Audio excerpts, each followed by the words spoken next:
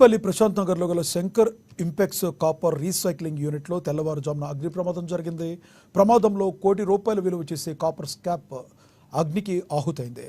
ప్రమాద ఘటనకు పక్కనే ఉన్న దక్కన్ సి ఎలక్ట్రానిక్ సాకెట్లు తయారయ్యే కంపెనీలో ₹1 కోటి విలువ చేసే ముడిసరుకు మిషనరీ మంటల దాటికి దెబ్బతిన్నాయి.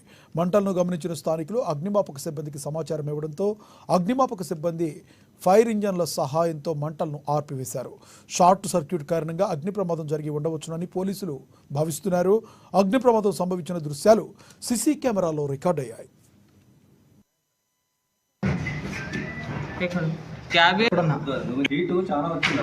ఫైర్ తగలబెట్టినప్పుడు ఎక్కువైపోయి మా ప్రిమిసెస్ లకు మొత్తం ఫైర్ వచ్చేసింది. ఆ ఫైర్ వచ్చి మా machinery equipment raw materials computer systems అన్ని తగలబడిపోయినాయి.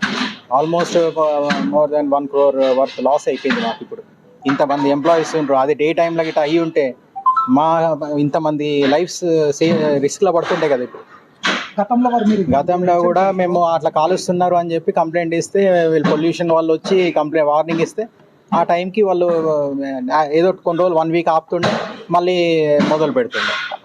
ఇప్పుడు పక్క వాళ్ళు కూడా అలాగే ఇది చేశారు.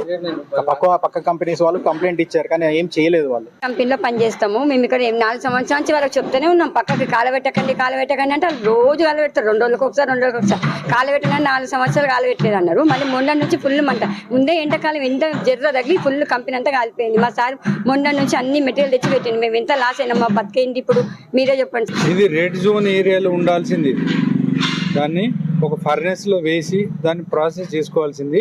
ఇక్కడ వాళ్ళకి ఏంటంటే తక్కువ ఖర్చు అవుతుంది కాబట్టి రాత్రిపూట ఎవరు ఉండరు ఇక్కడ, ఎందుకంటే డే షిఫ్ట్లోనే ఎక్కువ పని చేస్తున్నాయి ఇక్కడ ఇండస్ట్రీస్. వాళ్ళకి అది అడ్వాంటేజ్ అయిపోయింది. 8 తర్వాత ఎవరు ఉండరు కనుక ఆ టైంలో వాళ్ళు కావాల్సిన పని చేసుకుంటూ ఎంత కర్బన ఉద్గారాలు వచ్చేటట్టు